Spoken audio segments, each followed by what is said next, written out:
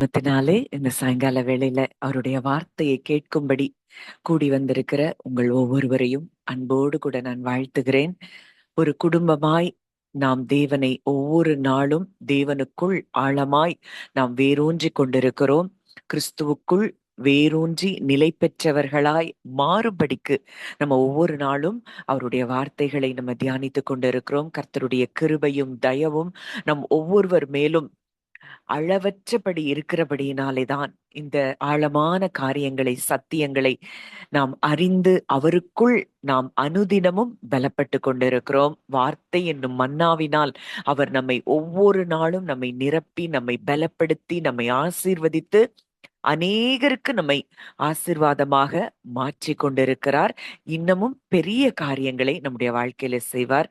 இந்த மாதம் நாம் தியானித்தபடி இது கிருபையின் மாதம். அவருடைய கிருபையினால் நாம் எல்லாவற்றையும் சுதந்தரிக்கிற மாதமாய் இது இருக்கும் என்று சொல்லி நான் கர்த்தருக்குள் நிச்சயமாய் விசுவாசிக்கிறேன். ஒருவராய் பெரிய அதிசயங்களை செய்தவரை துதியுங்கள், அவர் கிருபை என்றும் உள்ளது. அவருடைய கிருபை என்றென்றைக்கும் அனாதியாய் நம்ம மேல இருக்கிறபடியினால, நம்ம மேல, நம் சந்ததிகள் மேல, நம்முடைய பிள்ளைகள் மேல இருக்கிறபடியினால் நாம் எதை குறித்தும் கலங்க வேண்டிய அவசியம் இல்லை. அவருக்குள், அவருடைய பிரசன்ஸ்குள்ள நம்ம இருந்தா போதும். நமக்கு தேவையான அனைத்தையும் அவரே நமக்காக செய்வார். கடந்த நாட்கள்ல நம்ம ஓசியா 2ல இருந்து சில வார்த்தைகளை தியானித்தோம். அநேகர் அந்த வார்த்தைகளினால் நீங்க பலப்பட்டீங்க.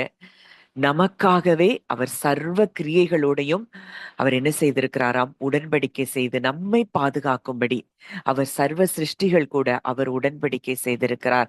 இந்த பூமி நமக்கு பலனை தரும்படி அவர் பேசுகிறார் அப்படிங்கிறதெல்லாம் நம்ம தியானிச்சோம். அப்படிப்பட்ட தேவன் இன்றைக்கு நமக்கு தகப்பனாய் இருக்கிறார். அவருக்குள் நாம் இருக்கிறோம். அவர் நமக்குள் இருக்கிறார் என்றால் எதை பற்றியும் நாம் கவலைப்பட வேண்டிய அவசியம் இல்லை. அவருக்குள் இளைப்பாறுதலில் இருப்பதே நம்ம உண்மையாய் அவரை நேசிக்கிறோம் என்பதற்கு ஒரு அடையாளம். எதை குறிச்சும் கலங்காம இருக்கிறது தான் உண்மையா அவரை நேசிக்கிறோங்கிறதுக்கு அடையாளம். மனதுல போராட்டம் இல்லாம, சிந்தனைகள்ல குழப்பங்கள் இல்லாம, என் அப்பா இருக்கிறார், எனக்காக அவர் யாவற்றையும் செய்து முடிப்பார் என்கிற அந்த முழு நிச்சயமான ஒரு நம்பிக்கை, அதுதான் உண்மையாய் நாம் அவர் மேல் பிரியமாய் இருப்பதற்கு அடையாளம். இந்த மாதத்துல அப்படிப்பட்ட ஒரு விசுவாசத்தை நம் இருதயத்தில் தேவன் பெருக பண்ண வல்லவராய் இருக்கிறார். இந்த நாளிலும் விசுவாசத்தின் இன்னொரு ஒரு பரிணாமத்துல நம்ம வார்த்தைகளை நம்ம தியானிக்க போகிறோம். கர்த்தர் ஒவ்வொருவருடைய இருதயத்தையும் அவர் உற்சாகப்படுத்தி, அவர் பலப்படுத்தி உங்களை ஸ்திரப்படுத்த போகிறார். இன்றைக்கு கூட முதலாவது நம்ம என்ன தியானிக்க போறோம் அப்படின்னு பார்த்தோம்னா, நமக்கு விசுவாசம் தேவை. ஆனா நம்மை படைத்த தேவனுக்கு விசுவாசம் என்பது தேவையா? இன்னைக்கு நமக்கு விசுவாசம் விசுவாசம் விசுவாசம்னு இந்த விசுவாசத்துக்காக பல காரியங்களை நம்ம செய்து கொண்டிருக்கிறோம். விசுவாசத்துல வளரணும், விசுவாசம் என்று சொல்லி பல காரியங்கள்ல நம்ம விசுவாசத்துல வளருவதற்காக நம்ம முயற்சி எடுக்கிறோம். ஆனால் நாம் விசுவாசிக்கிற தேவனுக்கு விசுவாசம் தேவையா அப்படின்னா, அவருக்கு எது மேலையும் விசுவாசம் வைக்க வேண்டிய அவசியம் இல்லை. விசுவாசம் அப்படிங்கிறது மனிதர்களாகிய நமக்கு தேவையானது, தேவனுக்கு தேவையில்லை. விசுவாசம் எந்த சூழ்நிலையில தேவை அப்படின்னு பார்த்தோம்னா, ஒரு அன்சர்டனிட்டி, ஒரு நிச்சயமற்ற ஒரு சூழல் எங்கெல்லாம் இருக்குதோ அங்கதான் விசுவாசம் நமக்கு தேவை. ஆனா தேவன் அவருக்கு பூரண அறிவு, பர்ஃபெக்ட் நாலேஜ் இருக்கு, அத்தாரிட்டி இருக்கு, ஃபுல்னஸ் இருக்கு. அவர் நிறைவான நிலையில் வாழ்ந்து கொண்டிருக்கிறார். இன்னும் சில வசனங்கள் எல்லாம் பார்க்கும் பொழுது உங்களுக்கு நல்லாவே புரியும். தேவனுக்கு விசுவாசம் தேவையா இல்லையா என்பதை நீங்கள் நன்றாக அறிந்து கொள்ள முடியும். இப்போ நம்ம குறைவான அறிவுள்ளவர்கள், நம்ம நிச்சயமற்ற ஒரு சூழ்நிலையில வாழ்ந்து கொண்டிருக்கிறவர்கள், இன்றைக்கு நமக்கு விசுவாசம் தேவை. ஆனால் பூரண அறிவை உடையவருக்கு, அதிகாரமுடையவருக்கு, நிறைவான தேவனுக்கு விசுவாசம் என்பது தேவையில்லை.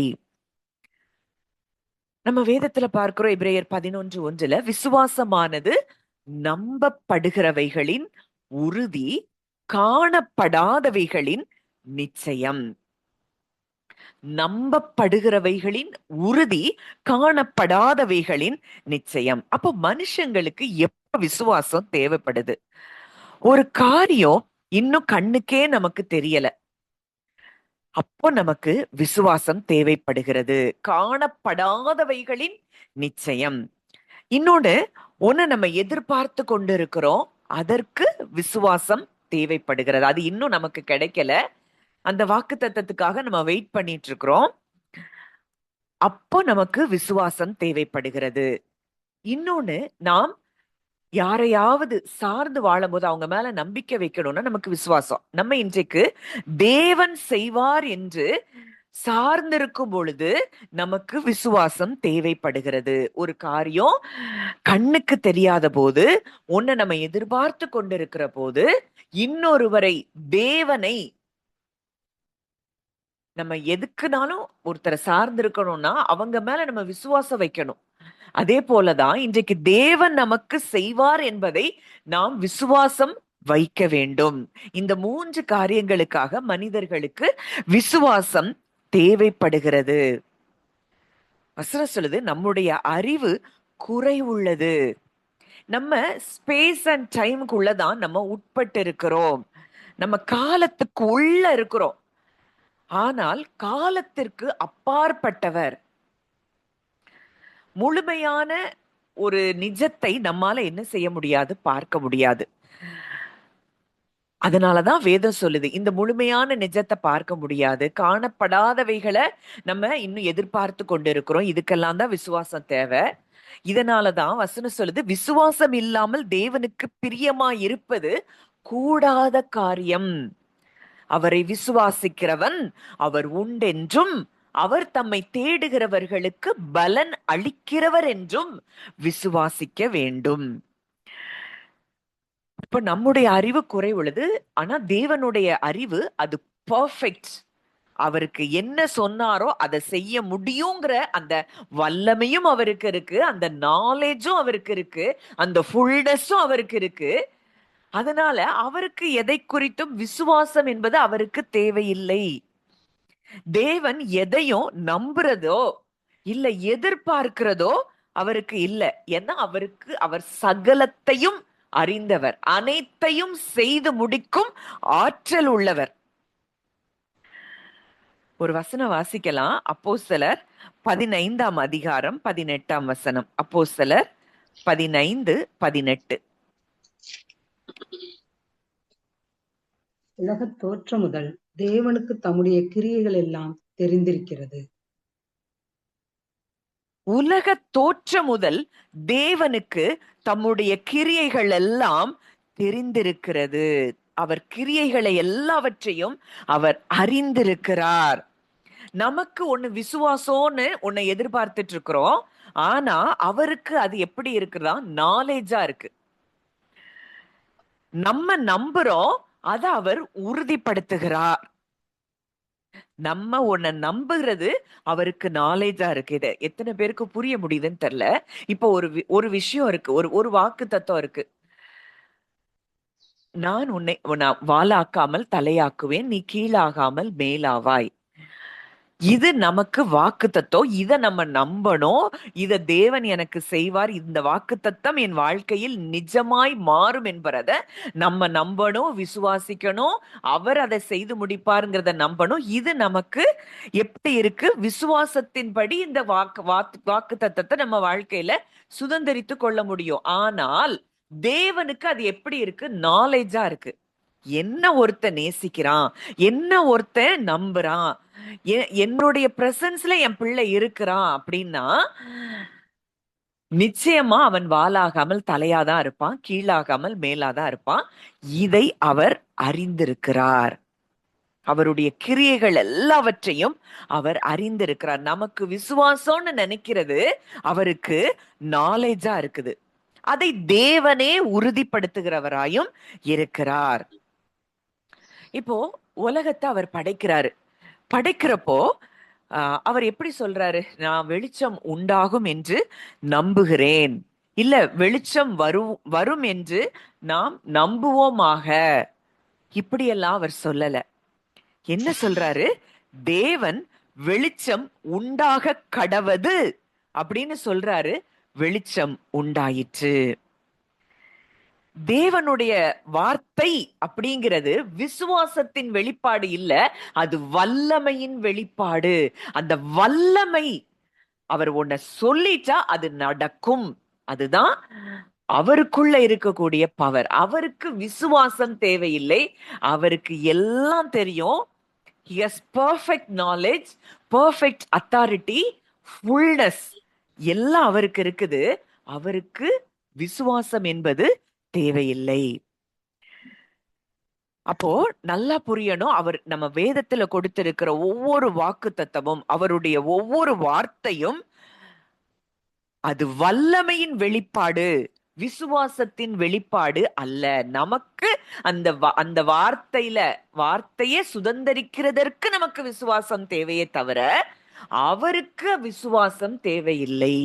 அது அவருடைய வல்லமையின் வெளிப்பாடாக இருக்கிறது. அதனாலதான் பார்க்கிறோம், தேவனுடைய வார்த்தை ஜீவனும் வல்லமையும் உள்ளதாயும். அங்க ஜீவன் இருக்கு, அங்க வல்லமை இருக்கு. ஏன்னா அவர் சொன்ன வார்த்தை ஒவ்வொன்றும் அதுக்கு பவர் இருக்கு. ஏன்னா அவர் ஃபுல்லா வல்லமையானவர்னா அவருடைய வாயிலிருந்து புறப்படுகிற ஒவ்வொரு வார்த்தையும், வாக்கு தத்தங்களும், அதுக்குள்ள அந்த வல்லமை இருக்கு. இப்போ இந்த வல்லமைய விசுவாசத்தோடு நம்ம போய் தொடும் பொழுது அந்த வல்லமை அந்த வார்த்தையிலிருந்து புறப்பட்டு நம்முடைய வாழ்க்கையில் செய்ய வேண்டிய கிரியையை அது செய்கிறது. இப்ப பெரும்பாடுள்ள ஸ்திரீ, நான் போவேன், நான் தொடுவேன், நான் சுகமாவேன். இதுதான் அவளுடைய விசுவாசம். எப்போ அவரு கிறிஸ்துதான் வார்த்தையா இருக்கிறார். அவரை விசுவாசத்தோடு நம்ம டச் பண்ணும்போது, விசுவாசம் தான் அவரை டச் பண்ணுகிற காரியம். அந்த வார்த்தையை விசுவாசத்தோடு நம்ம தொடும் பொழுது அந்த வார்த்தையில இருக்கக்கூடிய வல்லமை நம் வாழ்க்கையில் செயல்பட ஆரம்பிக்கிறது. நூற்றுக்கு அதிபதி அததான் சொல்றான், ஒரு வார்த்தை மாத்திரம் சொல்லும். ஏன்னா அவன் இஸ்ரவேலன் கிடையாது, அவன் புறஜாதி மனுஷன். ஆனா அவனுக்கு தேவனை குறித்து ஒரு நாலேஜ் இருக்கு. இவர் வாயிலிருந்து புறப்படுகிற ஒவ்வொரு வார்த்தையும் வல்லமை உள்ளது. அவர் சொல்லிட்டா போதும், அங்க நடந்துருச்சுன்னு அர்த்தம். அத அவன் விசுவாசிக்கிறான், நம்புறான். இன்னைக்கு நமக்கு இத்தனை வாக்குத்தத்தங்கள் அவர் கொடுத்திருக்கிறாரு, நம்மால எதையுமே நம்ப முடியல. ஏன்? அவர் எவ்வளவு வல்லமை உள்ளவர், அவர் எவ்வளவு உண்மை உள்ளவர், அவர் எவ்வளவு பெர்ஃபெக்ட் நாலேஜ் உள்ளவர், அவரால் எதையும் செய்ய முடியும் என்கிற நம்பிக்கையில இன்னமும் நாம் குறைவுபட்டிருக்கிறோம். ஒண்ணு புரியணும், அவர் வெளிச்சம் உண்டாக கடவது அப்படின்னா வெளிச்சம் உண்டாகும்ங்கிறத அவர் அறிந்திருக்கிறார். அவருக்கு தெரியும், நான் என்ன சொல்றேனோ அது நடக்கும். யாரோ கொஞ்சம் மியூட் போடலன்னு நினைக்கிறேன், பார்த்து கொஞ்சம் போட்டுருங்க.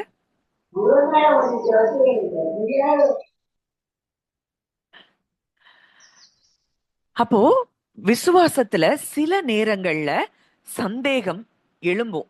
ஆனா தேவனிடத்துல சந்தேகம் என்பது கிடையவே கிடையாது. வாசிக்கலாம் ஒரு வசனம், என்னாகமம் 23:19. என்னாகமம் 23:19. பொய் சொல்ல தேவன் ஒரு மனிதன் அல்ல, மனம் மாற அவர் ஒரு மனுபுத்திரனும் அல்ல. அவர் சொல்லியும் செய்யாதிருப்பாரா? அவர் வசனித்தும் நிறைவேற்றாதிருப்பாரா? பொய் சொல்ல அவர் மனிதன் அல்ல, மனம் மாற அவர் மனுபுத்திரனும் அல்ல. அவர் சொல்லியும் செய்யாதிருப்பாரோ, வசனித்தும் நிறைவேற்றாதிருப்பாரோ. நமக்கு தான் சந்தேகம், இது நடக்குமா நடக்காதா? அவர் யாரா? அவர் ஒரு வார்த்தைய சொல்லிட்டாருன்னா அந்த வார்த்தையில் அவர் உண்மையுள்ளவர். அந்த வார்த்தை சகலவற்றையும் செய்து முடிக்கக்கூடிய வல்லமை நிறைந்த வார்த்தை. அவர் ஒரு நாளும் மனம் மாற மாட்டார். நீங்க வேதத்துல பாத்தீங்கன்னா எப்ப மனம் மாறி இருப்பாருன்னா, இப்ப எசேக்கியா ராஜாக்கு ஏசாயா மூலமா அங்க சொல்லி அனுப்புறாரு, உன்னுடைய காலம் முடிஞ்சிருச்சுன்னு. ஆனா எசேக்கியா ராஜா அழுத உடனே அவர் மனம் இறங்கி தன்னுடைய முடிவை அவர் மாற்றுகிறார். அவர் இரக்கத்தின் தேவன். மற்றபடி நம்முடைய வாழ்க்கையில அவர் கொடுத்த வாக்குத்தத்தமான அத்தனை ஆசீர்வாதங்களையும் அவர் நிறைவேற்றுவதற்கு உண்மையுள்ளவர். அவர் சொல்லியும் செய்யாதிருப்பாரோ, வசனித்தும் நிறைவேற்றாதிருப்பாரோ? அவர் சொன்னதுதான். அதுல மாற்றம் என்பது கிடையவே கிடையாது. வேதத்தில் உள்ள அத்தனை வாக்குத்தத்தங்களும் இன்னைக்கு நமக்கு கொடுக்கப்பட்டிருக்குன்னா அது நமக்கு அவர் உயிலா நமக்கு எழுதி கொடுத்திருக்கிறார். தகப்பன் தன் பிள்ளைக்கு சுதந்திரத்தை வைத்து செல்வது போல நம் தகப்பன் நமக்கு சுதந்திரத்தை வார்த்தையில் தந்திருக்கிறார். இத புரியணும். இத புரிஞ்சாதான் சுதந்திரிக்க முடியும். அவர் சொன்ன ஒவ்வொரு வார்த்தைக்கும் அவர் உண்மை உள்ளவர். அந்த வார்த்தையை நிறைவேற்றுவதற்கு அவருக்குள்ள, அந்த வார்த்தைக்குள்ளேயே வல்லமை இருக்கு. இந்த வல்லமையுள்ள வார்த்தை நம்ம வாழ்க்கையில எப்ப வெளிப்பட முடியும்னா, நாம் விசுவாசிக்கும் பொழுது அந்த வல்லமையுள்ள வார்த்தை நம் வாழ்க்கையில் செயல்பட ஆரம்பிக்கும். இன்னொரு வசனம் வாசிக்கலாம். 2 தீமோத்தேயு 2ஆம் அதிகாரம் 13ஆம் வசனம். 2 தீமோத்தேயு 2:13.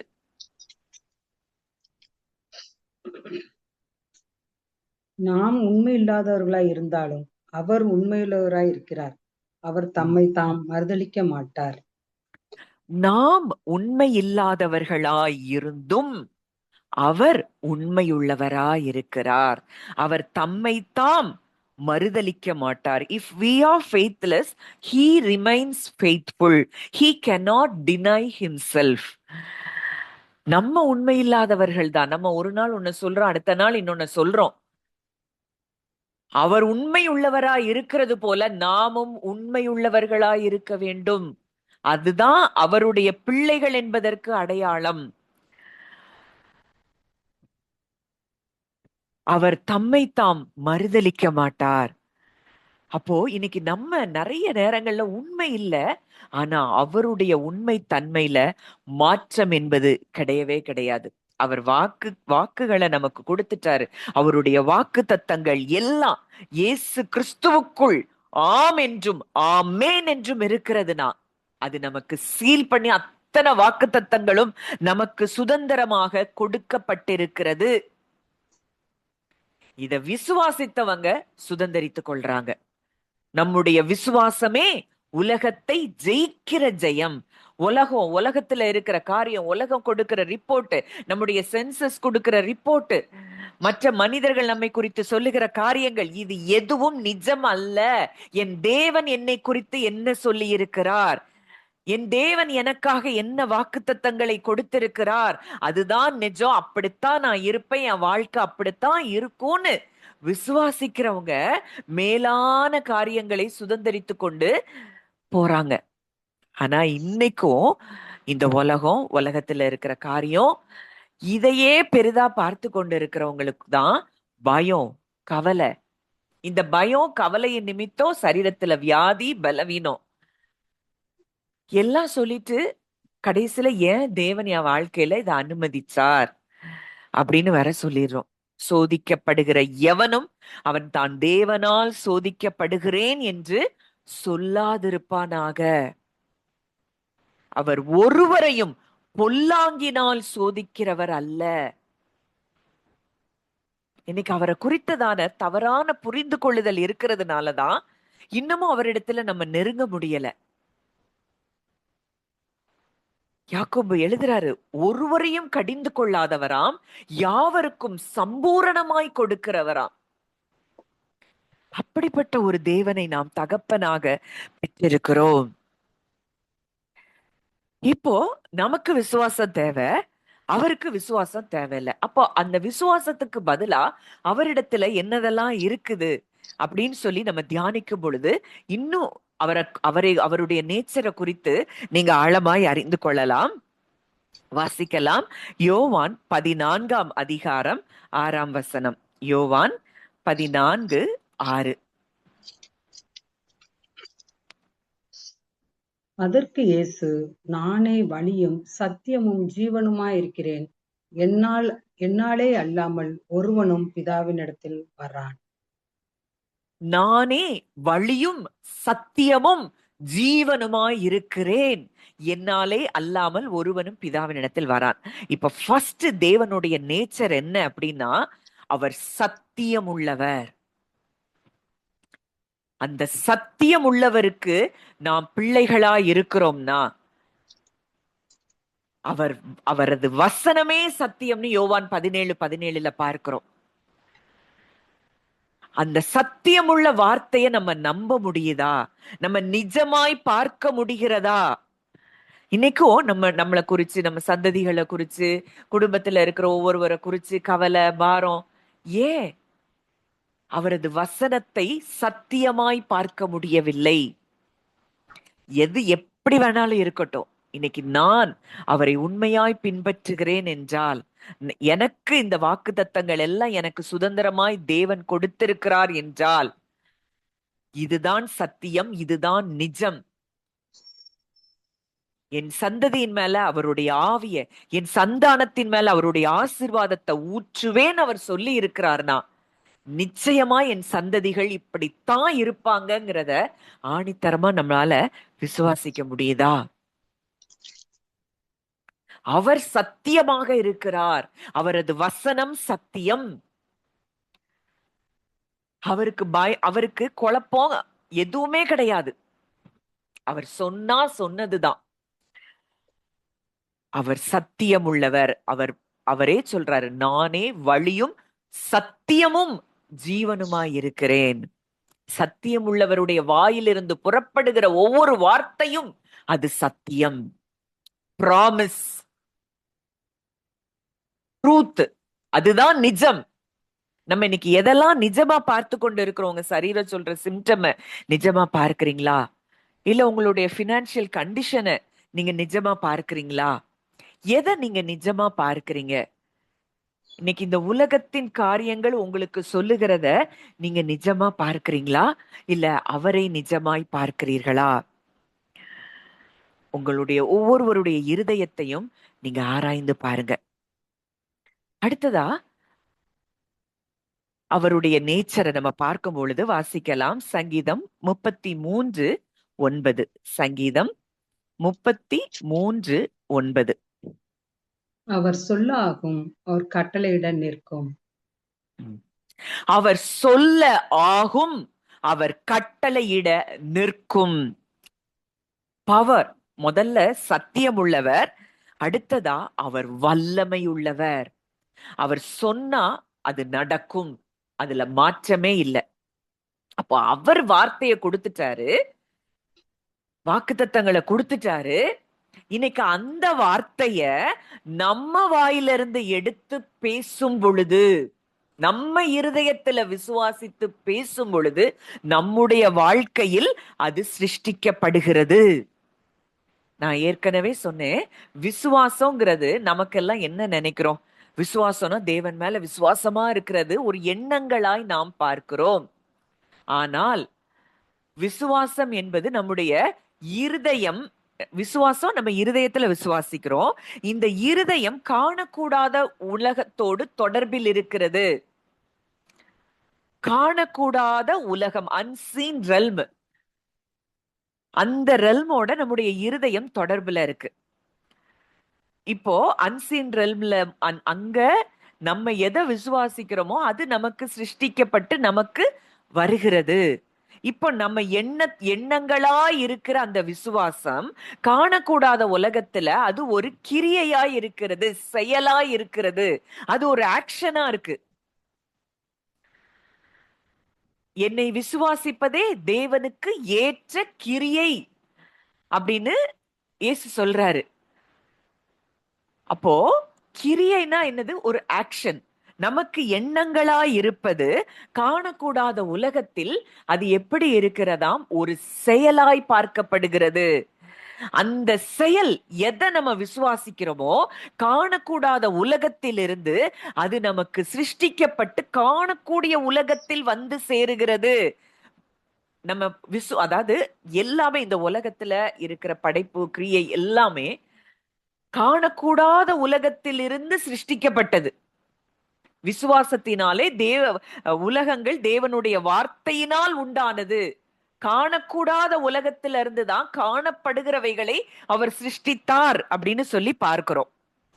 அப்போ இந்த நமக்கு என்ன தேவையோ அது காணக்கூடாத உலகத்துல இருந்து முதல்ல அது நமக்கு காணக்கூடிய உலகத்தில் வருகிறது. இப்ப இதுக்கு உதவி செய்வது என்னன்னா நம்ம இருதயத்தில் இருக்கக்கூடிய விசுவாசம்.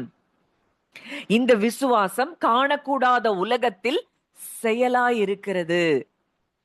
அவர் சத்தியம் உள்ளவர், அவர் வல்லமை உள்ளவர் அப்படிங்கிறத நம்பி, அவர் உண்மை உள்ளவர் அப்படிங்கிறத நம்பி நம்ம ஒரு வாக்கு தத்தத்தை விசுவாசித்து இருதயத்தில இருந்து விசுவாசிச்சு அதை நம்ம பேசணும்னா காணக்கூடாத உலகத்தில் இருந்து அது நமக்கு உண்டாகி காணக்கூடிய உலகத்தில் அது வருகிறது.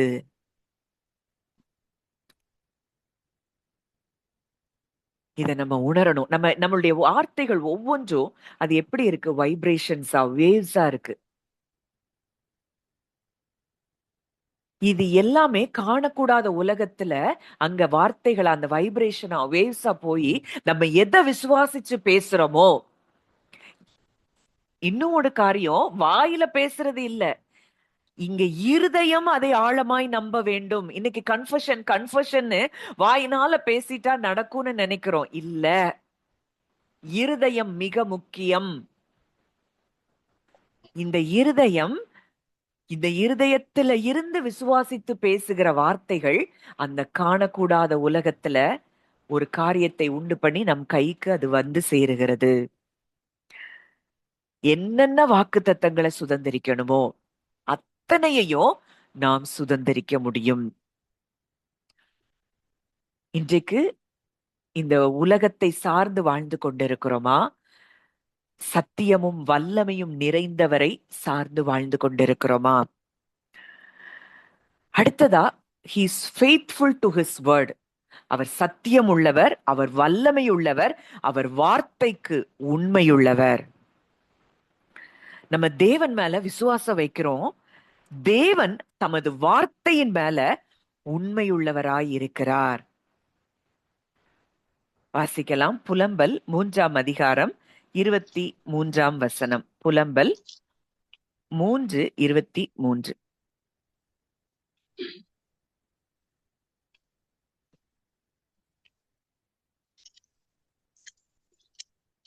அவைகள் காலைதோறும் புதியவைகள், உமது உண்மை பெரிதாயிருக்கிறது. உமது உண்மை பெரிதாயிருக்கிறது. Great is your faithfulness. இன்னைக்கு மனுஷன் நிமிஷத்துக்கு நிமிஷம் மாத்தி மாத்தி பேசி கொண்டிருக்கிறவர்களா இருக்கிறான். ஆனா அவர் அப்படி அல்ல. அவர் உண்மையுள்ளவர். அதனாலதான் அந்த நேச்சரை நம்ம பெறணும். அவர் பூரண சர்க்குணரா இருக்கிறார்னா நம்ம பூரண சர்க்குணரா இருக்கணும். அவர் உண்மை உள்ளவரா இருக்கிறார்னா நம்ம உண்மை உள்ளவர்களா இருக்கணும். அவர் பரிசுத்தரா இருக்கிறாரா நம்ம பரிசுத்தரா இருக்கணும். ஏன்னா அவருடைய நேச்சரை தான் நமக்கு கொடுத்திருக்கிறார். இன்னைக்கு வசனம் சொல்லுது, அவர் மேல விசுவாசம் வைக்கிறோம். அவர் தமது வார்த்தைக்கு உண்மையுள்ளவராயிருக்கிறார். உம்முடைய உண்மை மகா பெரியது. உம்முடைய உண்மை பெரிதாயிருக்கிறது. அவர் வார்த்தைய கொடுத்துட்டார்னா அந்த வார்த்தைக்கு அவர் உண்மை உள்ளவர். இங்க பிரச்சனை எங்க இருக்கு? நம்ம மனதுல இருக்கு. நம்ம எதை நம்புறோம்? நம்ம எதை விசுவாசிக்கிறோம்? நம்ம வார்த்தைய நம்புறோமா? அவரை நம்புறோமா? இன்னைக்கு இல்ல உடனே சூழ்நிலைய பார்த்த உடனே பயம். மற்ற மனிதர்களுக்கு ஏதாவது ஒண்ணு நேரிட்டா உடனே நமக்கு பயம்.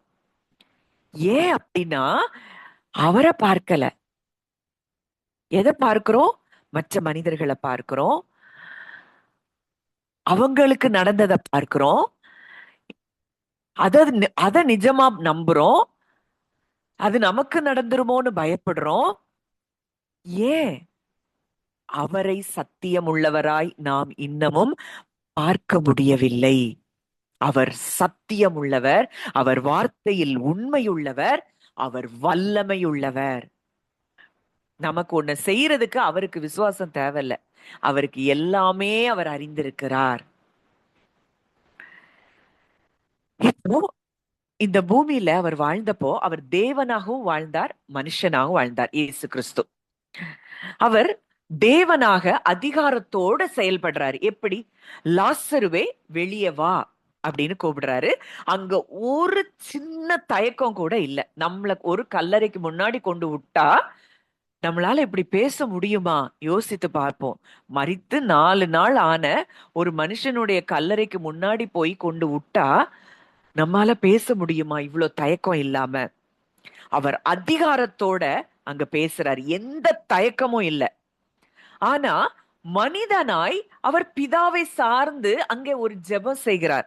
பிதாவே, நீர் எப்பொழுதும் எனக்கு செவி கொடுக்கிறபடியினால் உம்மை ஸ்தோத்திரிக்கிறேன். மனுஷனாய் பிதாவை சார்ந்து தேவனாய் அதிகாரத்தோடு அவர் செயல்பட்டதை பார்க்கிறோம். அப்போ நம்முடைய வாழ்க்கையில விசுவாசம் அப்படிங்கிறது ஏதோ ஒரு இமேஜினேஷன் கிடையாது. அது மாறாத அவருடைய வார்த்தையின் மேல அது நங்கூரம் இடப்பட்டிருக்கிறது, ஆங்கர் பண்ணப்பட்டிருக்கிறது. ஒரு கப்பல் எப்படி நங்கூரம் இடப்பட்டால் அந்த கப்பல் அந்த கடல்ல நிக்குமோ, அதே போல விசுவாசம் என்பது அவருடைய வார்த்தையில நங்கூரமிடப்பட்டிருக்கிறது. இப்போ தேவன் ஒண்ணு ஏற்கனவே அறிஞ்சிருக்கிறார். என் பிள்ளை வாழ்க்கை இப்படித்தான் இருக்கும் அப்படிங்கிறத குறிச்சுதான் அத்தனை வாக்குத்தத்தங்களும் வேதத்துல நமக்கு கொடுத்திருக்கிறாரு. அவர் ஏற்கனவே அறிந்ததோடு அவர் ஏற்கனவே ஒன்ன நம்மளை குறிச்சு அறிஞ்சிருக்கிறாரு. அதோடு கூட நம்மை இணைப்பதுதான் விசுவாசம். இது எத்தனை பேருக்கு புரியுது? நான் சொல்றது புரியுதா? தேவன் ஒரு எல்லா காரியங்களை குறிச்சு அறிந்திருக்கிறாரு. அவர் அறிந்த எண்ணங்களோடு நம்முடைய இருதயத்தை இணைப்பதற்கு பெயர்தான் விசுவாசம். முடிவு என்னவா இருக்கும் அப்படின்னு அவர் யோசிக்கவே மாட்டாரு. அவர் ஆதி முதல் முடிவை அறிந்தவர், அந்தத்தை அறிந்தவர். ஆரம்ப காலத்துல இருந்து அவருக்கு தெரியும் எது முடிவு அப்படின்னு. நம்ம விசுவாசிக்கும் போது தேவன் ஏற்கனவே முடித்து வைத்த ஒரு காரியத்தோடு நம்ம என்ன செய்யறோம்? அவர் கூட கனெக்ட் ஆயிடுறோம். அதற்கு பெயர் தான் விசுவாசம். அவர் சொல்றாரு, உன் நினைவுகள் என் நினைவுகள் அல்ல, உன் வழிகள் என் வழிகளும் அல்ல, உன் நினைவுகளை பார்க்கிலும் என் நினைவுகள், உன் வழிகளை பார்க்கிலும் என் வழிகள். எப்படி இருக்கா? பூமிக்கு வானம் எவ்வளவு உயர்ந்ததா இருக்கிறதோ அவ்வளவு பெருசா என் நினைவுகள் உன்னை குறித்து இருக்கிறது. இதுதான் அவருடைய எண்ணம், அவருடைய முடிவு, அவருடைய மனதில் இருக்கக்கூடிய நம்மை குறித்ததான எண்ணங்கள், திட்டங்கள். இப்போ வசனம் சொல்லுது, நீங்கள் எதிர்பார்த்திருக்கும் முடிவை நான் உங்களுக்கு கொடுக்கும்படி நான் உங்கள் பேரில் நினைத்திருக்கிற நினைவுகளை அறிவேன். அவருக்கு எல்லாம் தெரியும். நம்மை குறித்து அவர் நினைத்திருக்கிற நினைவுகளை அவர் அறிந்திருக்கிறார். அவைகள் தீமைக்கு அல்ல, சமாதானத்துக்கு ஏதுவானவைகளே. நம்முடைய வாழ்க்கையில எல்லாமே நமக்கு எப்படித்தான் நடக்கும்? சமாதானத்துக்கு ஏதுவானவையாயிருக்கும்.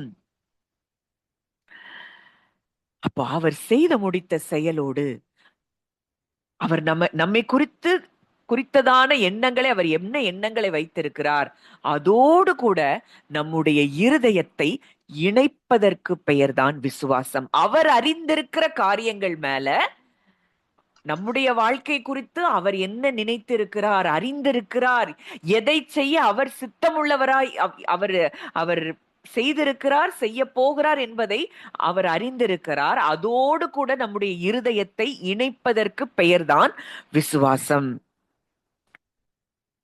விசுவாசங்கிறது அந்த அவருடைய வேர்ல்டு, தேவனுடைய உலகத்துக்குள்ள நுழைவதற்கு ஒரு வழி. நாம் தரிசித்து நடவாமல் விசுவாசித்து நடக்கிறோம். அந்த வேர்ல்டுக்குள்ள நுழையிறதுக்கு அவருடைய அந்த அந்த சத்தியம் உள்ளவருக்குள்ள, உண்மை உள்ளவருக்குள்ள, அந்த வல்லமை உள்ளவருக்குள்ள நுழைவதற்கு வழிதான் விசுவாசம். அப்போ தேவனுக்கு விசுவாசம் தேவையில்லை. ஏன்னா அவர்தான் அனைத்து உண்மைக்கும் ஆதாரம். விசுவாசங்கிறது தேவன் எதையாவது செய்ய முயற்சி செய்வது அல்ல, அவர் ஏற்கனவே செய்து முடித்த காரியத்துக்கு மனிதன் காட்டுகிற ஒரு பதில் செயலாய் இருக்கிறது. அவர் ஏற்கனவே எல்லாவற்றையும் செய்து இளைப்பாரி கொண்டிருக்கிறார். இன்னைக்கு மனிதன் அதுக்கு அது அது தன்னுடைய வாழ்க்கையில அதை பெற்றுக்கொள்ளும்படி ஒரு செயல் செய்கிறான். அதற்கு பெயர்தான் விசுவாசம். இன்னைக்கு இந்த விசுவாசம் நம்ம இருதயத்துல இருக்குதா? நம்ம ஒவ்வொருத்தரும் நம்முடைய இருதயத்தை ஆராய்ந்து பார்க்கணும். ஒரு சின்ன காரியத்தை, ஒரு சில வசனங்களை தியானிச்சுட்டு நம்ம ஜெபிக்கலாம், வாசிக்கலாம். எபேசியர் 4ஆம் அதிகாரம் 17ஆம் 18ஆம் வசனங்கள். எபேசியர் 4, 17, 18. ஆதலால் கர்த்தருக்குள் நான் உங்களுக்கு சாட்சியாய் சொல்லி எச்சரிக்கிறது என்னவெனில், மற்ற புறஜாதிகள் தங்கள் வீணான சிந்தையில் நடக்கிறது போல நீங்கள் இனி நடவாமல் இருங்கள். அவர்கள் புத்தியில் அந்தகாரப்பட்டு தங்கள் இருதய கடினத்தினால் தங்களில் இருக்கும் அறியாமையினால் தேவனுடைய ஜீவனுக்கு அந்நியராய் இருந்து. போதும். இப்போ இங்க பவுல் எழுதுறாரு, ஒரு ஒரு ரெக்வெஸ்ட், ஒரு அழைப்பா இந்த இடத்துல சில காரியங்களை பவுல் சொல்றாரு. இதுக்கப்புறமும் இருக்கு சில வசனங்களை தியானிக்கும் பொழுது இன்னும் ஆழமா இதை குறித்து நம்ம புரிந்து கொள்ளலாம். புறஜாதிகள் தேவனை அறியாத மக்கள். அவர்கள் வீணான சிந்தனையில நடக்கிறது போல நீங்கள் இனி நடக்க வேண்டாம். அப்ப இதுக்கு அர்த்தம் என்ன? ஒரு எய்ம்லெஸ் லைஃப், இந்த உலக காரியங்களையே சிந்தித்து கொண்டிருக்கிறது. இந்த பழைய வாழ்க்கை என்ன செஞ்சிருச்சு? கிறிஸ்துவுக்குள்ள நமக்கு முடிஞ்சு போச்சு. மனுஷனை போல சிந்திக்கிற ஒரு வாழ்க்கை, முதல் ஆதாமை போல சிந்திக்கிற ஒரு வாழ்க்கை நமக்கு முடிந்து விட்டது. இந்த உலகம், உலகத்தில் இருக்கிற காரியங்கள், உலக மனிதர்களைப் போல சிந்திக்கிற சிந்தைகள், இது எல்லாமே ஒரு மாயையா இருக்கிறது, ஒரு illusion. அதுக்கும் நம்முடைய புதிய வாழ்க்கைக்கும் சம்பந்தமே கிடையாது, எந்த கனெக்ஷனும் கிடையாது. இப்ப கிறிஸ்துவுக்குள் நம்ம வந்திருக்கிறோம், 2ஆம் ஆதாமாகிய கிறிஸ்துவுக்குள் நம்ம வந்திருக்கிறோம்னா இந்த பழைய லைஃபுக்கோ புது லைஃபுக்கோ எந்த கனெக்ஷனும் கிடையாது, எந்த ஒரு சம்பந்தமும் கிடையாது. நம்முடைய வாழ்க்கை இனி அது எப்படி இல்லை, ஒரு மீனிங்லெஸ் லைஃப் கிடையாது. அது தேவனோடு இணைக்கப்பட்ட ஒரு வாழ்க்கை, அவரோடு கூட பிரயாணம் பண்ணுகிற ஒரு வாழ்க்கை. மனுஷனை போல சிந்திக்க, மனுஷனை போல யோசிக்க நாம் அழைக்கப்படவில்லை. சரி, இப்ப இந்த புறஜாதிகள் ஏன் அப்படி வாழ்றாங்க அப்படின்னா, அவங்க தேவன் வடிவமைத்த அந்த அழகான வாழ்க்கை அவங்களுக்கு எப்படி தெரியுதா? அந்நியமாய் தெரிகிறது. தேவர் ஏலினேட்டட் அப்படின்னு சொல்லி கொடுக்கப்பட்டிருக்கும். தேர் அண்டர்ஸ்டாண்டிங் இஸ் டார்க்கெண்ட். ஏன்னா அவங்க தேவனுடைய ஜீவனுக்கு விலகி இருக்கிறாங்க. அவங்க புத்தி எப்படி இருக்குதான்? இருளடைந்து இருக்கிறது. அவங்க அவங்க இருதயம் எப்படி இருக்கு? கடினப்பட்டு இருக்கு. அறிவு, அந்த அறிவு மழுங்கி போச்சு. ஏன் மழுங்குச்சு? இந்த உலகம், உலகத்துல இருக்கிற காரியம், அந்த அந்த அந்த மனுஷங்க, இந்த மனுஷங்க, இவங்க வார்த்தை, அவங்க வார்த்தை, இந்த ரிப்போர்ட், அந்த ரிப்போர்ட், இந்த இதையே தியானிச்சு தியானிச்சு அறிவு என்ன செஞ்சிருச்சு? மங்கி போயிருச்சு. புத்தி இருளடைந்தது. அவர்கள் புத்தியில் அந்தகாரப்பட்டு.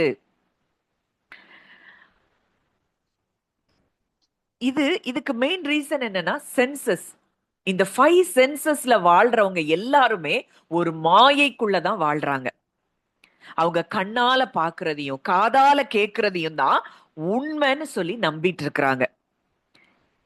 இது எதுக்கு சமானமா? பட்ட பகல்ல டே டைம்ல கண்ணை கட்டிட்டு நடக்கிறதுக்கு ஒரு சமானமான ஒரு வாழ்க்கை. இந்த 5 சென்சஸ்ல நம்ம வாழ்ந்துட்டு இருக்கிறோம். அங்க அப்படி நடந்துச்சு, இங்க இப்படி நடந்துச்சு, இவங்களுக்கு இப்படி நடந்தது, அவங்களுக்கு அப்படி நடந்தது, இது எனக்கு நடந்துருமோ, இப்படி எல்லாம் நம்ம சிந்திச்சிட்டு இருந்தோம்னா நம்முடைய அறிவு எப்படி இருக்கு? மழுங்கி இருக்கு. தேவனுடைய ஜீவனுக்கு நம்ம அந்நியரா இருக்கிறோம். தேவனுடைய ஜீவன்ல நம்ம வாழ்றோம் அப்படின்னா அங்க ஜோவே லைஃப், நித்திய ஜீவன். நமக்கு இந்த உலகம் ஒரு பாத்திரமாவே தெரியாது. அவரும் அவருடைய வார்த்தையும் மாத்திரமே நாம் நிஜமாய் பார்க்கிறவர்களாய் இருப்போம். அப்போ இப்படி 5 சென்சஸ்ல வாழ்றவங்க இவங்க யாரா? பட்ட பகல்ல கண்ணை கட்டிட்டு நடக்கிறதுக்கு சமானம்.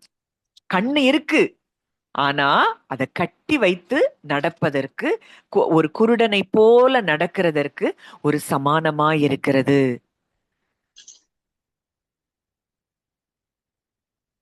கண்ணு தெரியுது, பிசிக்கல் ஐஸ் திறந்திருக்கு, ஆனா இன்னர் ஐஸ் திறந்திருக்குதா? அதனாலதான் பவுல் எழுதுறாரு, பிரகாசமுள்ள மனக்கண்கள். நம்முடைய இருதயம் கடினப்படும் பொழுது நம்முடைய புரிதல் என்ன செய்து? இருண்டு போகுது. புரிந்து கொள்ளுதல், புத்தியில் அந்தகாரம். இந்த அவ்விசுவாசம் தான் நமக்கு என்ன செய்து? ஒரு ஒரு வெயில் மாதிரி, ஒரு திரைய போல தேவனுடைய ஜீவனில் வாழ முடியாதபடிக்கு, சத்தியத்தை காண முடியாதபடிக்கு செய்கிறது. வாசிக்கலாம். 2 கொரிந்தியர் 4ஆம் அதிகாரம் 4ஆம் வசனம். 2 கொரிந்தியர் 4:4. தேவனுடைய சாயலாய் இருக்கிற கிறிஸ்துவின் மகிமையான சுவிசேஷத்தின் ஒளி அவிசுவாசிகளாகிய அவர்களுக்கு பிரகாசமாய் இராதபடிக்கு இப்பிரபஞ்சத்தின் தேவனானவன் அவர்களுடைய மனதை குருடாக்கினான். தேவனுடைய சாயலாய் இருக்கிற கிறிஸ்துவின் மகிமையான சுவிசேஷத்தின் ஒளி. இந்த மகிமையான சுவிசேஷம் அவருடைய சாயலாய் இருக்கிறதாம். The light of the glorious gospel of Christ அப்படின்னு சொல்லி ஆங்கிலத்துல கொடுக்கப்பட்டிருக்கு. The light of the glorious gospel of Christ. இது அவ்விசுவாசிகளாகிய அவர்களுக்கு பிரகாசமாயிராதபடிக்கு இப்பிரபஞ்சத்தின் தேவனானவன் அவர்களுடைய மனதை குருடாக்கினான். இப்ப மனது குருடாயிருச்சுன்னா சுத்தி என்னதான் சொன்னாலும் அது உள்ளேயே போகாது. அந்த லைட் உள்ளேயே போக முடியாது. அந்த கண்ணு திறக்கப்பட்டாதான், மனதின் கண்கள் பிரகாசம் அடைந்தால்தான் கிறிஸ்துவின் மகிமையான சுவிசேஷத்தின் ஒளி நமக்கு பிரகாசமாயிருக்கும். இப்போ முதல் ஆதாமுக்கு நேர்ந்தது என்ன? ஃபர்ஸ்ட் அவன் தன்னுடைய சென்சஸ்ல எப்ப வாழ ஆரம்பிச்சானோ அவனுடைய ஃபிளெஷ்லி ஐஸ் ஓபன் ஆச்சு. மாம்சத்தின் கண்கள் திறக்கப்பட்டது. ஆவியின் கண்கள் திறக்கப்படாம மாம்ச கண்கள், நன்மை தீமை அறியத்தக்க கனியை சாப்பிட்ட உடனே மாம்ச கண்கள் திறக்கப்பட்ட உடனே அவன் மாம்சத்தின் கண்களினாலேயே எல்லாவற்றையும் பார்க்க ஆரம்பித்தான். அதான் 5 சென்சஸ். இப்போ இவன் ஜீவனிலிருந்து அவன் பங்கெடுத்திருந்தானா, அந்த கண்கள் திறந்திருக்கும் என்றால் அவன் அந்த கண்கள்ல எல்லாத்தையும் பார்த்திருப்பான். இதுதான் இன்னைக்கு கிறிஸ்தவர்கள் தான். எல்லாரும் விசுவாசிகள்னு சொல்றோம் தான், ஆனா நமக்குள்ள எத்தனை பயம், எத்தனை கவலை, எத்தனை கேள்வி. இது இப்படி ஆயிருமா, அது அப்படி ஆயிருமா? இன்றைக்கு நமக்கும் புறஜாதிகளுக்கும் என்ன வித்தியாசம் இருக்கு? அவ்விசுவாசிகளாகிய அவர்களுக்கு பிரகாசமா இராதபடிக்கு இப்பிரபஞ்சத்தின் தேவனானவன், இன்னைக்கு இப்பிரபஞ்சத்தின் தேவன் என்ன செய்வான்? மாம்சத்திலேயே நம்மளை சிந்திக்க வைக்கிறானா?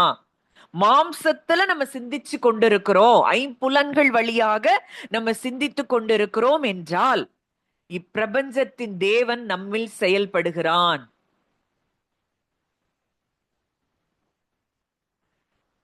எதை குறிச்சும் கவலை இல்லாம, பயப்படாம, என் அப்பா இருக்கிறார், என் அப்பா இருக்கிறார்னு சொல்லி நம்மளால சந்தோஷமா வாழ முடியுதா? தைரியமா வாழ முடியுதா? இல்ல அப்படின்னாலே இப்பிரபஞ்சத்தின் தேவன் நம்முடைய வாழ்க்கையில எங்கேயோ செயல்பட்டு கொண்டிருக்கிறான். எல்லாத்தையும் அவர்கிட்ட கொடுத்துட்டு ரிலாக்ஸ்டா இருக்கிறோமா? சின்ன விஷயத்துல இருந்து பெரிய விஷயம் வரைக்கும். அப்போ இந்த இருதயம் எப்போ இந்த மாம்சத்துல செயல்பட செயல்பட செயல்பட இருதயம் கடினப்பட்டு போகுது. புரிதல், நம்முடைய புரிதல், அண்டர்ஸ்டாண்டிங் டார்க்கண்ட் ஆகுது. இந்த இதெல்லாம் ஆகும்போது இந்த அவிசுவாசம் ஒரு வெயில் மாதிரி மறைத்து தேவனுடைய சத்தியத்தை, கிறிஸ்துவின் மகிமையான சுவிசேஷத்தின் ஒளி நம்முடைய வாழ்க்கையில் பிரகாசமாயிராதபடிக்கு அது தடை செய்கிறது. அப்ப இதுல இருந்து நம்ம என்ன படிக்கிறோம்?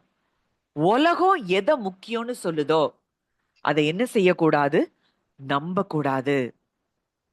இந்த ஐம்புலன்களை தாண்டி தேவன் ஒரு தெய்வீக உண்மை இருக்கிறது, சத்தியம் இருக்கிறதுங்கிறத நம்ம நம்ப ஆரம்பிக்கணும், உணர ஆரம்பிக்கணும். இந்த அறிவு இருள் அடைகிறதுக்கு, நம்ம புத்தியில அந்தகாரம் வர்றதுக்கு இருதயத்தின் கடினம் தான் காரணம்.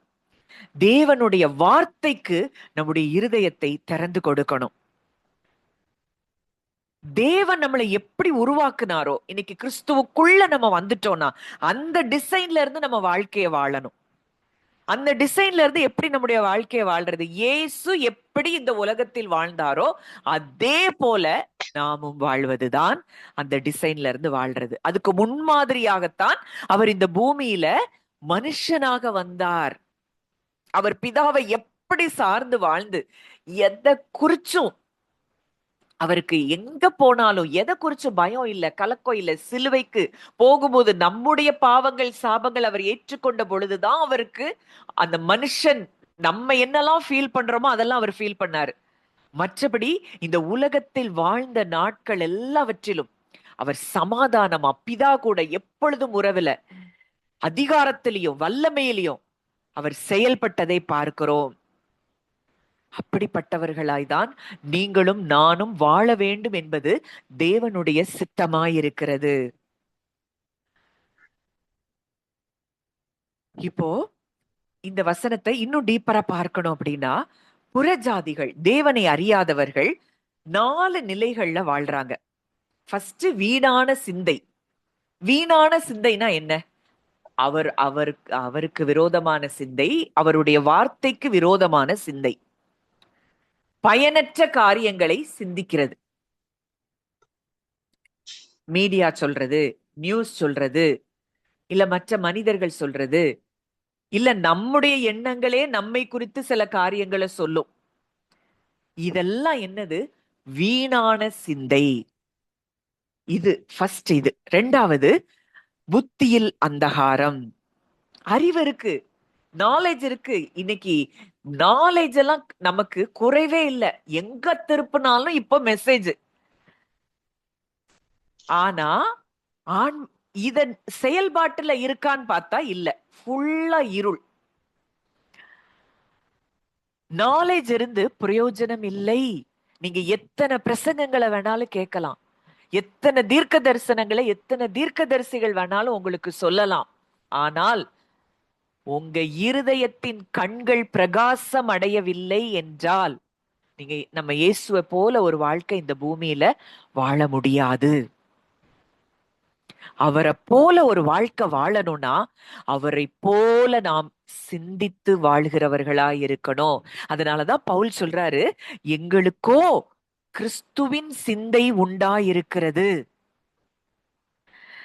அடுத்ததா இருதய கடினம். வீணான சிந்தை, புத்தியில் அந்தகாரம், இருதயம் கடினம். இந்த இருதயம் கடினம் ஆயிருச்சுன்னா தேவனுடைய சத்தத்தை கேட்கவே முடியாது. இந்த உலகம் கொடுக்கிற சத்தம் பிரதானமா தெரியும். இதுதான் இருதயம் கல்லாகி போகிற விஷயம். அங்க ஆதாமுக்கு நேர்ந்தது அதுதான். தேவனை பார்த்து தேவன் அவர் எப்போ போல வந்து கேட்கிறார், ஆதாமே நீ எங்க இருக்கிற? ஆனா அந்த அந்த அது வரைக்கும் அவரோடு கூட உறவாடி கொண்டிருந்தவன், அந்த சத்தம் முதல் முறையா அவனுக்கு பயத்தை ஏற்படுத்துது. ஏன்னா இந்த ஐம்புலன்கள் வழியாக வாழ ஆரம்பித்த மனிதனுக்கு தேவனுடைய சத்தம் அந்நிய சத்தமாய் மாறுகிறது. அவர் சொன்னதை அவனால நம்ப முடியல. அடுத்ததா உணர்வற்ற நிலை, உணர்வில்லாதவர்களாய். அங்க மனசாட்சி என்ன செஞ்சிருது? டோட்டலா மறத்து போயிருது. தங்களை அசுத்தமான காரியங்களுக்கு செய்ய தங்களை ஒப்பு கொடுக்கிறார்கள். இதுதான் அவ்விசுவாசத்தின் உச்ச கட்டம்.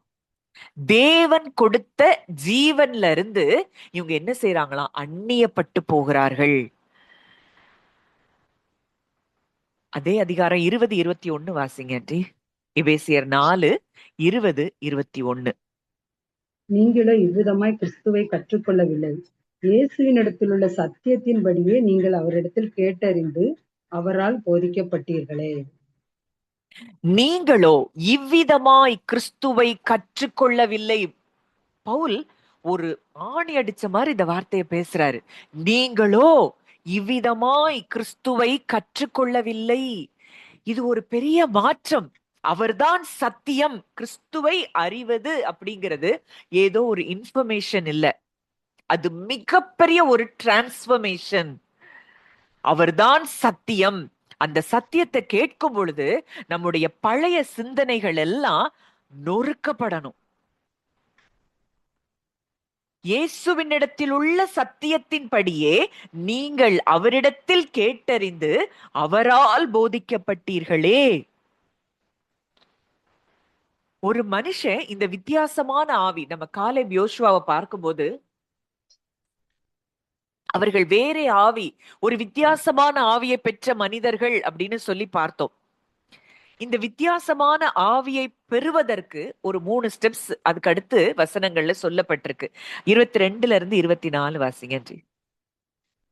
அந்தபடி முந்தின நடக்கிறவர்களுக்குரிய மோசம் போக்கும் இச்சைகளாலே கெட்டு போகிற பழைய மனுஷனை நீங்கள் களைந்து போட்டு உங்கள் உள்ளத்திலே புதிதான ஆவி உள்ளவர்களாகி மெய்யான நீதியிலும் பரிசுத்தத்திலும் தேவனுடைய சாயலால் சிருஷ்டிக்கப்பட்ட புதிய மனுஷனை தரித்து கொள்ளுங்கள்.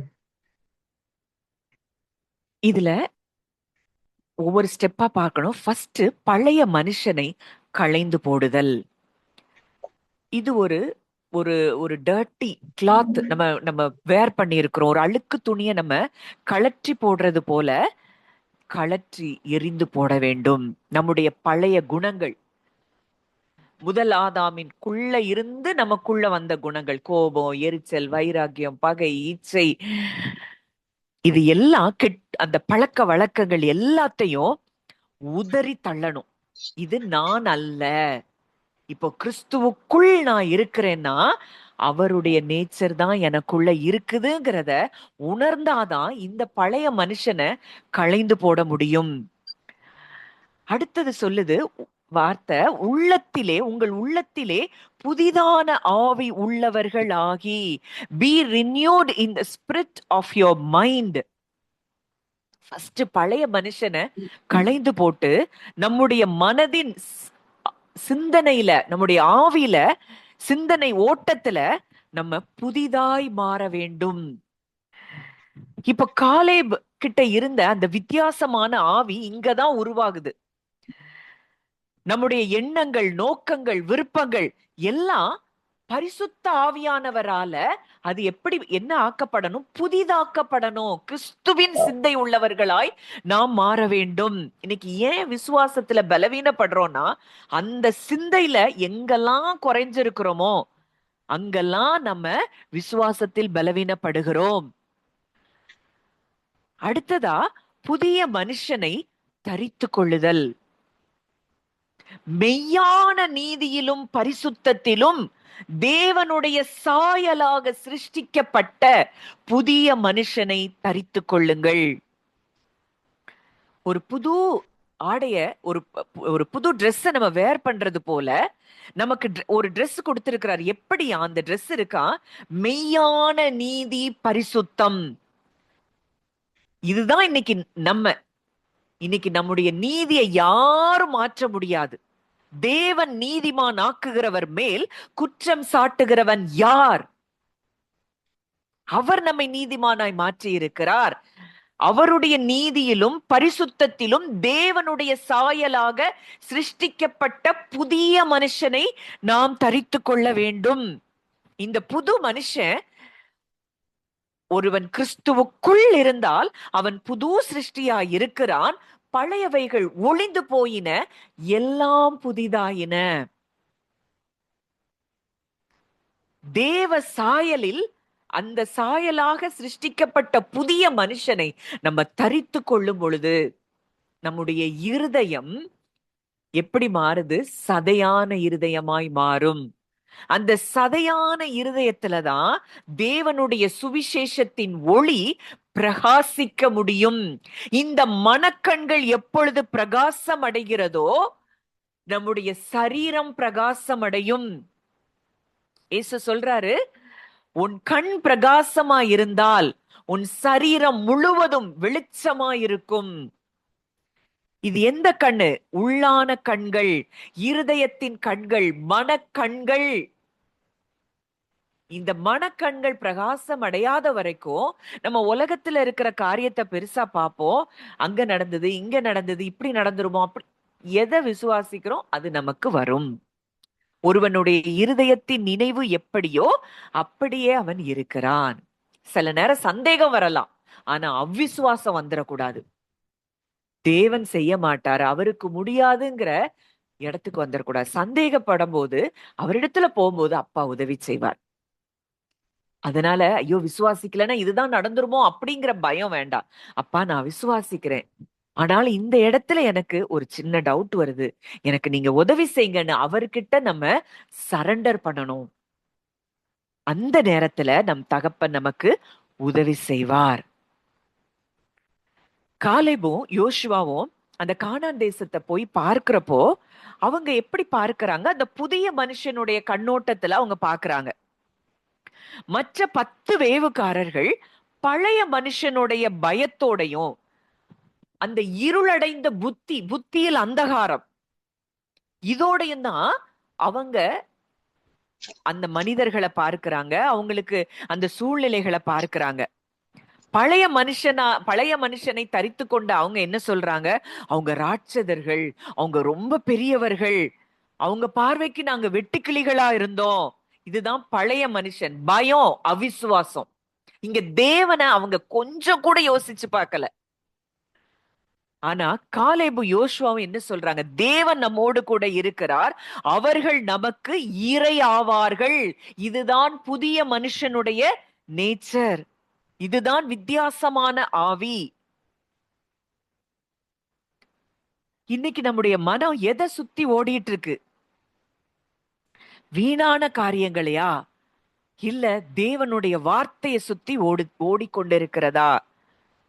நான் இப்படித்தான், என் சுவாமம் இப்படித்தான், என்னால இந்த இதுல இருந்து என்னால வெளியே வர முடியாது இப்படின்னு சொல்லி கொண்டிருக்கிறோமா? முதல்ல அதை நிறுத்திட்டு பழைய மனுஷனை நம்ம சிலுவையில் அறையும் பொழுது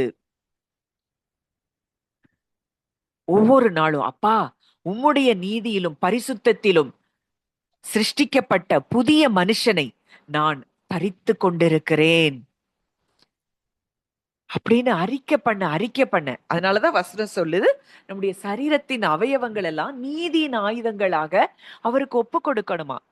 இந்த நீதியை பெற்ற இந்த சரீரத்தின் அவயவங்கள்ல எப்பவாவது அநீதி கிரியை செய்ய முடியுமா? பாவம் மரணம் என்கிற பிரமாணம் கிரியை செய்ய முடியுமா? முடியாது.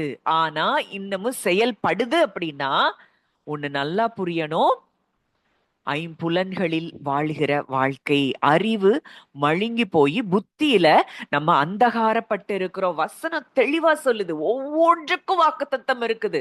கர்த்தர் உன் போக்கையும் உன் வரத்தையும் இது முதற்கொண்டு என்றைக்கும் காப்பார் அப்படின்னா அது வாக்குத்தத்தம், அது அவருடைய வல்லமையான வார்த்தை. அந்த வார்த்தையை நிஜமா பாக்குறோமா? அவரை நிஜமா பாக்குறோமா? அவரை நிஜமா பாக்குறோம்னா, அவர் வார்த்தைய நம்ம எப்ப நிஜமா பார்க்கிறோமோ அப்பதான் அவரை நிஜமா பார்க்கிறதா அர்த்தம். இல்ல இப்படி நடந்துரும், அப்படி நடந்துரும், அங்க அன்னைக்கு அப்படி நடந்துச்சு, இப்படி நடந்தது. ஏற்கனவே நம்முடைய பழைய பாஸ்ட் ஹிஸ்டரியில நடந்த காரியங்கள் இதெல்லாம் வச்சு வாழ்ந்து கொண்டு இருக்கிறது தான் பழைய மனுஷன். இந்த பழைய மனுஷனை சிலுவையில் அறைந்தால் ஒழிய புதிய மனுஷனுக்குள்ள இருக்கக்கூடிய பிளெஸ்ஸிங்ஸ சுதந்தரிக்க முடியாது. இன்றைக்கு புது சிருஷ்டியாய் கிறிஸ்துவுக்குள் நம்ம வாழ்ந்து கொண்டிருக்கிறோம்னா அவர் நமக்காக எல்லாவற்றையும் அவர் செய்து முடிக்கிறார். பழைய மனுஷன் அப்படிங்கிறது சுயத்தை மையமா கொண்டது, செல்ஃப், சுயம், நான் நான் நான். இந்த புதிய மனுஷன் என்பவன் கிறிஸ்துவை மையமாக கொண்டிருப்பவன். நம்முடைய உள்ளத்துல இந்த புதிதான ஆவி உண்டாகும் பொழுது உலகத்தை நம்ம பார்க்கிற விதமே மாறிடும். அதுதான் வேறே ஆவி உடையவர்கள், காலேப் யோசுவாவை போல சுதந்தரிக்கிறவர்கள். நம்முடைய புதிய ஆவியினால் நம்முடைய சிந்தனை மறுரூபமாக வேண்டும். கடைசி அந்த வசனத்தை வாசிச்சு முடிக்கலாம். ரோமர் 12ஆம் அதிகாரம் 1, 2 ரோமர் 12, 1, 2. அப்படி இருக்க சகோதரரே, நீங்கள் உங்கள் சரீரங்களை பரிசுத்தமும் தேவனுக்கு பிரியவுமான ஜீவ பலியாக ஒப்புக் கொடுக்க வேண்டும் என்று தேவனுடைய இரக்கங்களை முன்னிட்டு உங்களை வேண்டிக் கொள்கிறேன். இதுவே நீங்கள் செய்யத்தக்க புத்தியுள்ள ஆராதனை. நீங்கள் இந்த பிரபஞ்சத்துக்கு ஒத்த வேஷம் தெரியாமல் தேவனுடைய நன்மையும் பிரியமும் பரிபூர்ணமான சித்தம் இன்னதென்று பகுத்தறியத்தக்கதாக உங்கள் மனம் புதிதாகிறதுனாலே மறுரூபமாகுங்கள். முதல் வசனம் சொல்லுது, உங்கள் சரீரங்களை பரிசுத்தமும் தேவனுக்கு பிரியமுமான ஜீவ பலியாக ஒப்பு கொடுக்க வேண்டும் என்று. இன்னைக்கு நம்ம கண்ணு, காது, நம்மளுடைய ஃபீல் பண்ணுகிற எல்லா ஆர்கன்ஸும் அது அவர்கிட்ட ஒப்பு கொடுக்கணும். நான் பார்க்கிறது அல்ல. அங்க நம்ம இந்த இந்த சென்சஸ் வழியா, இந்த சரீரம் சொல்ற காரியங்கள் வழியா நம்ம தேவனை பார்க்கிறோமா, இல்ல புதிய மனுஷன் வழியா தேவனை பார்க்கிறோமா? இப்போ வசனம் சொல்லுது, சரீரங்களை பரிசுத்தமும் தேவனுக்கு பிரியமுமான ஜீவ பலியாக. தேவனுக்கு பிரியமான ஜீவ பலினா என்ன? மாம்ச கண்கள்ல இருந்து பார்க்காதபடி இந்த சரீரத்தை அவருக்கு ஜீவ பலியாக, இந்த 5 சென்சஸ் எல்லாத்தையும் அவருக்கு பிரியமான ஜீவ பலியாக நம்முடைய சரீரங்களை ஒப்பு கொடுக்க வேண்டுமாம். வேண்டுமென்று தேவனுடைய இரக்கங்களை முன்னிட்டு உங்களை வேண்டிக் கொள்ளுகிறேன். இதுவே நீங்கள் செய்யத்தக்க புத்தியுள்ள ஆராதனை. எது புத்தியுள்ள ஆராதனை? நம்முடைய சரீரங்களை ஜீவ பலியா, அவயவங்களை ஒப்பு கொடுப்பது புத்தியுள்ள ஆராதனையா? நம்ம என்ன நினைக்கிறோம், ஒரு 4 பாட்டு பாடிட்டோம்னா ரொம்ப ஆராதிச்சிட்டோம், அது நல்லதா? நல்லதுதான். ஆனா இப்போ சரீரம் சொல்லுகிற காரியங்களை நம்ம பலியா கொடுக்கிறோமா? பழைய மனுஷனை சிலுவையில் அறைகிறோமா? பழைய மனுஷனுடைய நேச்சர் எனக்குள்ள இல்ல அப்படிங்கிற இடத்துக்கு நம்ம வர்றோமா? இதுவே நீங்கள் செய்யத்தக்க புத்தியுள்ள ஆராதனை. I plead with you to present your bodies a living sacrifice, holy, acceptable to God, which is your reasonable service. நமக்கு இரக்கங்கள் கிடைக்கும் இந்த சரீரத்தை ஒப்பு கொடுக்கும் போது.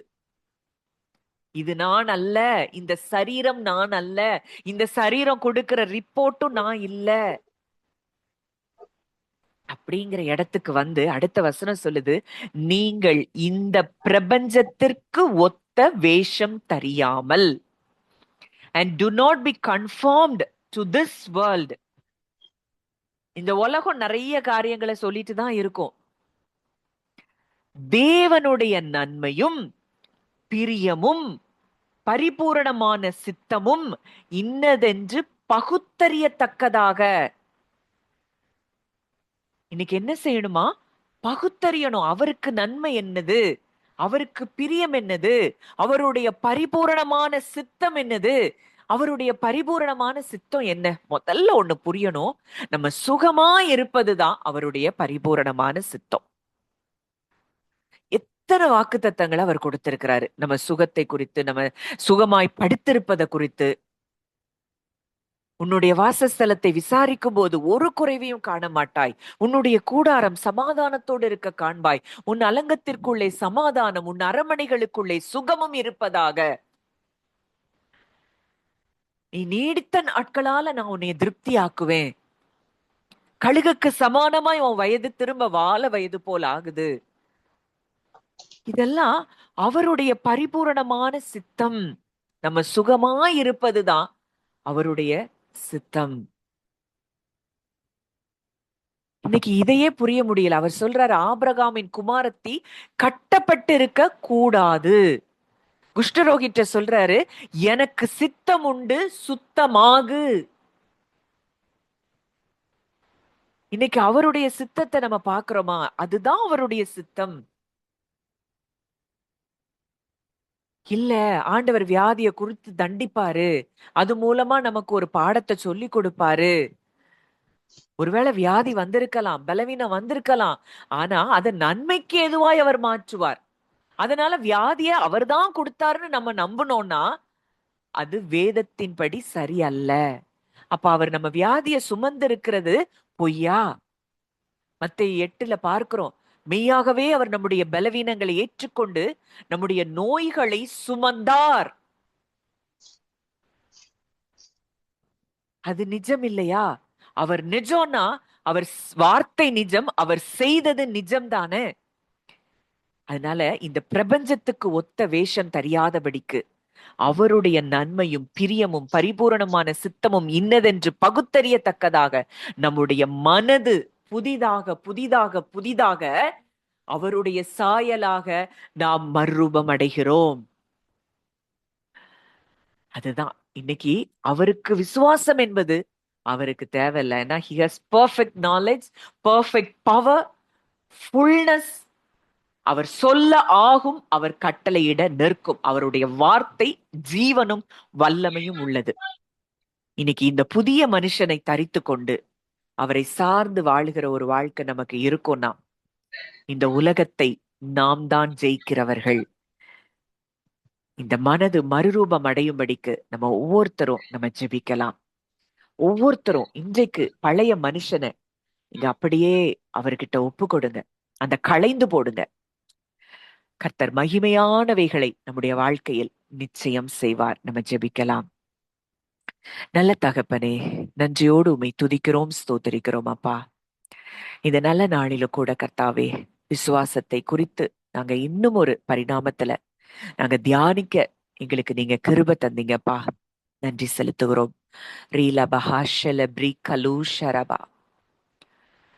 நாங்க இந்த சிருஷ்டிப்பு ஒவ்வொன்றிலையும் உங்க வல்லமைய பார்க்கிறோம்ப்பா. தேவனுடைய வல்லமை எல்லாவற்றையும் இந்த சிருஷ்டிப்புல நாங்க பார்க்கிறோம். காணப்படாத உம்முடைய நித்திய வல்லமை, தெய்வத்துவம் எல்லாம் உண்டாக்கப்பட்டிருக்கிறவைகளினாலே உலகம் உண்டானது முதற்கொண்டு காணப்படும். நாங்க ஒரு எறும்பை பார்க்கும்போது அதுல உங்க வல்லமைய பார்க்கிறோம். ஒரு சின்ன எறும்பு, அந்த எறும்புக்குள்ள ஒரு மூளை, அது கோடை காலத்துல சேர்க்கணும்னு அதுக்கு ஒரு ஞானம். இதெல்லாம் இயற்கைக்கு அப்பாற்பட்ட ஒரு காரியம் அப்பா. அந்த சிலந்தி வலை பின்னுகிறதுல அதனுடைய ஞானத்தை நாங்க பார்க்கிறோம்ப்பா. அத்தனோடு ஒரு சின்ன சின்ன இன்செக்ட்ஸ், சின்ன குட்டி பறவை, அதுக்குள்ள ஒரு ஞானம். அது அழகா அது கூட செய்கிறதையும், அதுல வாழ்ந்து அது முட்டை போட்டு குஞ்சு பொரிக்கிறதையும், அதுக்குள்ள ஒரு ஞானம்.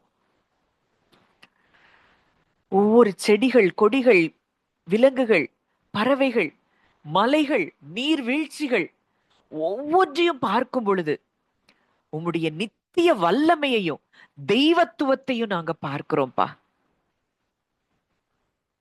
இவ்வளோ பெரிய தகப்பன் தேவன் இன்றைக்கு எங்களுக்கு தகப்பனா இருக்கிறீர் என்றால், இன்னைக்கு எங்க வாழ்க்கையில உமால செய்யக்கூடாத அதிசயமான காரியம்னு எதுவுமே இல்லப்பா. நாங்க அதை நம்புறோம், விசுவாசிக்கிறோம் தகப்பனே. எங்க இருதயத்துல இருக்கிற சந்தேகங்கள் எல்லாம் விலகட்டும். முற்றிலுமாய் நாங்கள் உண்மை சார்ந்து வாழுகிற ஒரு வாழ்க்கை வாழ எங்க ஒவ்வொருவருக்கும் நீங்க கிருபை தாங்க. பயங்கள், கலக்கங்கள், தோல்வியான எண்ணங்கள், நெகட்டிவ் எமோஷன்ஸ் ரீபால ஹாஷல பிரீக்க தூக்கரவா இயேசுவின் நாமத்தினாலே ஒவ்வொருவரை விட்டு விலகி போகும்படி நான் கட்டளை கொடுக்கிறேன்.